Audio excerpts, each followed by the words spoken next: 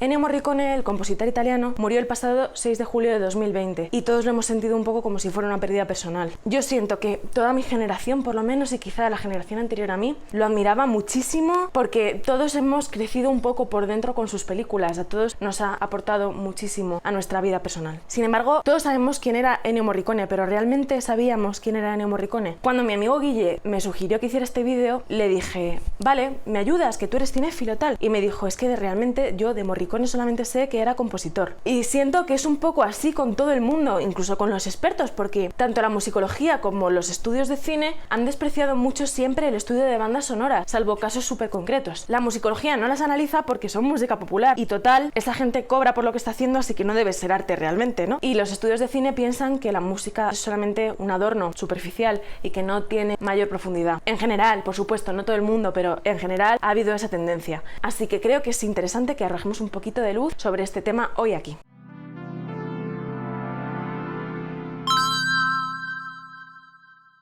Ennio Morricone de pequeño quería ser médico o ajedrecista. Se le daba súper bien el ajedrez. De hecho, aún ya mayor le gustaba un montón porque lo comparaba con su música. Decía que la dimensión horizontal y la vertical del tablero de ajedrez le recordaban mucho a la dimensión horizontal de la música, que para él sería el ritmo, y la vertical, que sería la altura de las notas. Llegó a ser muy bueno y él quería ser profesional. De hecho, llegó a enfrentarse a Boris Spassky, que es un gran maestro ajedrecista, 10º campeón del mundo, y quedaron en tablas, o sea, increíble, era un jugador impresionante, pero debido a cuestiones de su vida, a que estaba ocupadísimo componiendo bandas sonoras, pues tuvo que dejarlo, después del parón ya no era tan bueno. Aunque él quería ser ajedrecista, su padre tenía unos planes muy distintos para él. Normalmente los músicos, cuando son músicos profesionales y les ha salido bien, quieren que sus hijos repliquen su formación, como ocurre con todos los trabajos, yo creo. Mi padre tenía una empresa de minería y quería que yo fuera ingeniera de minas, por supuesto, cosa que después pues no ha podido ser, pero bueno. La cosa es que el padre de Morricone era trompista profesional y quería que Morricone fuera músico también, así que desde pequeñito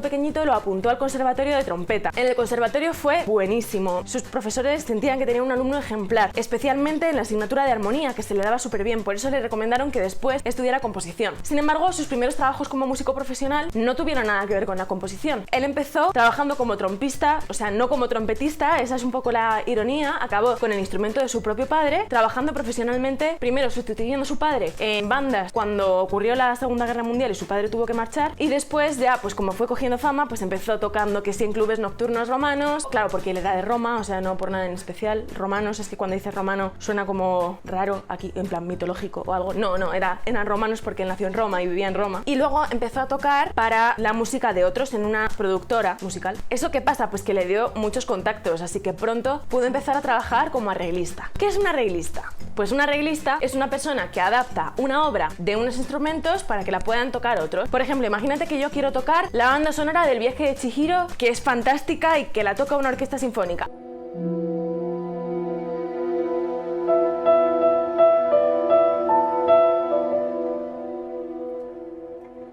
Pero la quiero tocar en mi guitarra. Pues primero tengo que cogerme toda la partitura de la obra que quiero tocar y pasarla a mis 6 cuerdas, a las solamente 6 cuerdas que tengo en la guitarra. Pues eso hacía Morricone. Él trabajaba para la orquesta de la radio, que era una orquesta pequeñita y tenía que adaptar todos los temas que la orquesta quería tocar. Así, poco a poco, fue haciéndose un poco más famoso, haciendo arreglos e incluso compuso canciones brillantes y que hoy todos conocemos. Por ejemplo, el arreglo, el fondo, lo que suena, el instrumental de la canción Ogni volta de Polanca. Ogni volta che torno, non vorrei più partire.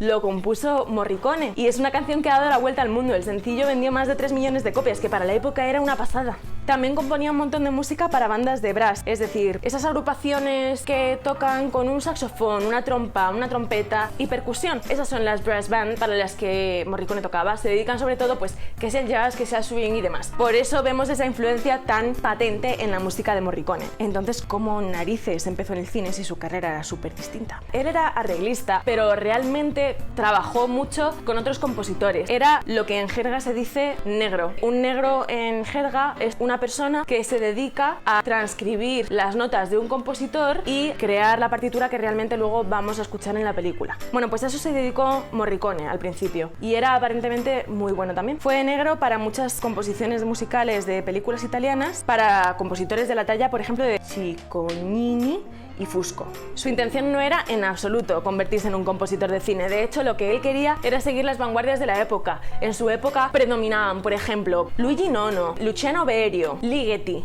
Toda esa gente estaba en plena vanguardia y Morricone se les quería unir, pero pues su vida fue por otro camino, simplemente. De hecho, durante mucho tiempo mantuvo en secreto que él era arreglista y compositor, por si acaso sus colegas compositores se enteraban de que estaba trabajando por dinero y lo desacreditaban, pero inevitablemente todo el mundo acabó descubriéndolo. También escribió mucha música para teatro de revista. El teatro de revista en España se llama zarzuela, bueno, en España y en toda Iberoamérica, porque, por ejemplo, en Cuba se han compuesto muchísimas zarzuelas. Por ejemplo, Cecilia Valdés, que estuvo el año pasado, creo, en el Teatro de la Zarzuela de Madrid representándose. Es una zarzuela cubana compuesta por Gonzalo Roig y que tuvo un éxito brutal allí. O sea, el teatro de revista, tanto en España como en Iberoamérica, se llama zarzuela. Él componía como zarzuela, pero en Italia, que además estaba en la época. En esa época, aquí en España también se llevaba eso.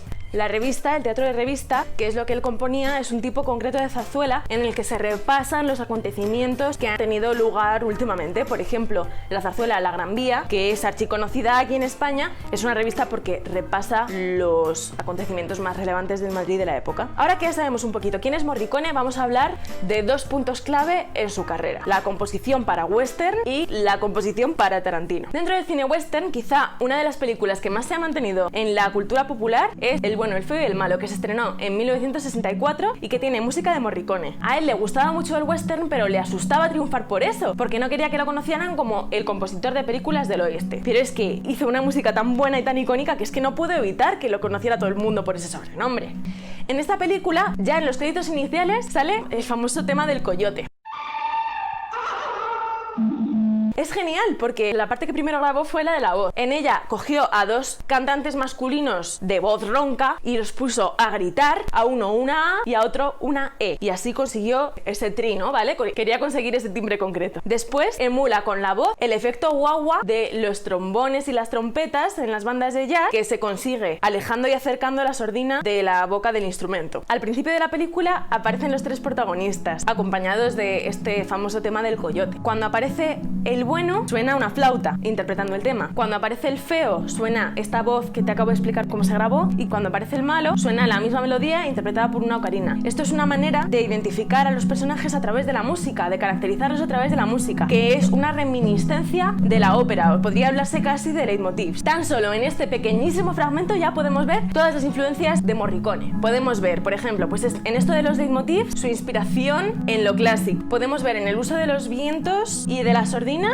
su inspiración en el jazz y en las bandas de metales. Y además podemos ver un pequeño intento de convertirse en un compositor vanguardista como él quería por la experimentación tímbrica. Ennio Morricone componía la música antes de que se rodara la película, le daban el guión y componía sobre eso. Y los actores rodaban la peli con la música puesta de fondo porque les ayudaba a entrar en el mood de la situación. Ahora vamos a dar un salto enorme en el tiempo para hablar del motivo por el que mi generación conoce a Morricone: las películas de Tarantino. Al contrario de lo que mucha gente piensa, Morricone no compuso la banda sonora de Kill Bill exactamente. Me explico. Tarantino, hasta Los Odiosos 8, cogía música preexistente y la adaptaba para sus películas. Las obras que escogía para sus pelis, entre otras, eran las de Morricone. A Morricone esto, vamos, no le parecía mal, pero tampoco le veía ningún sentido, porque él creía que Tarantino era un genio y que su música no estaba a la altura. En parte por eso no aceptó colaborar con él hasta Django desencadenado. Precisamente le daba miedo no poder conseguir lo que Tarantino le iba a pedir. Tarantino admiraba muchísimo también a Morricone, la admiración era mutua, tanto que para que colaborara en su peli de Django desencadenado tuvo que ir personalmente a Roma y llevarle un guión en italiano para que se lo leyera y decirle por favor Ennio, hazme la peli. Y Ennio dijo, bueno, si no es un western,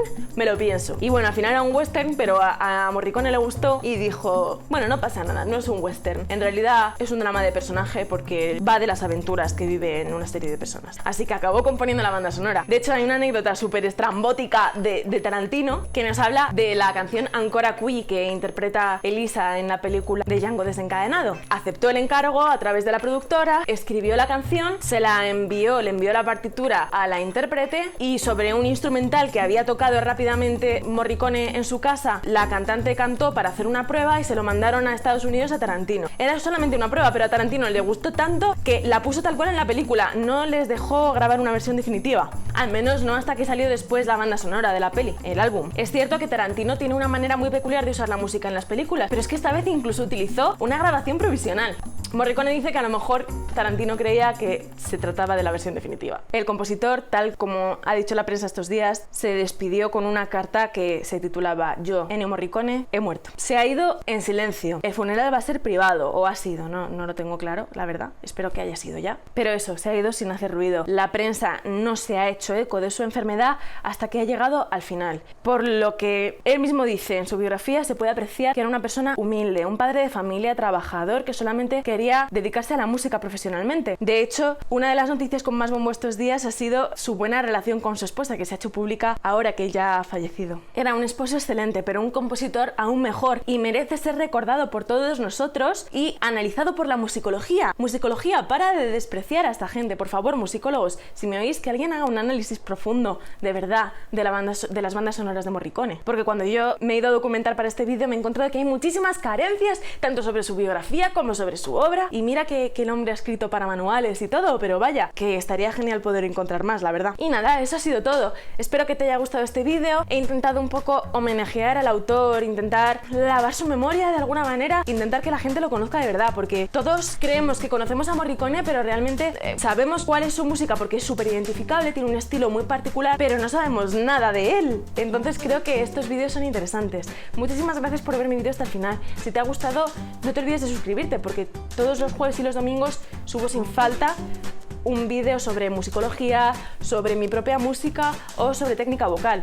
Yo soy profesora de técnica vocal. Tengo una academia de clases exclusivamente online que a mí me gusta mucho, yo lo disfruto, es el trabajo de mis sueños, la verdad. Si te interesa, se llama bardoescueladecanto.com y nada, nos vemos el domingo. ¡Hasta luego!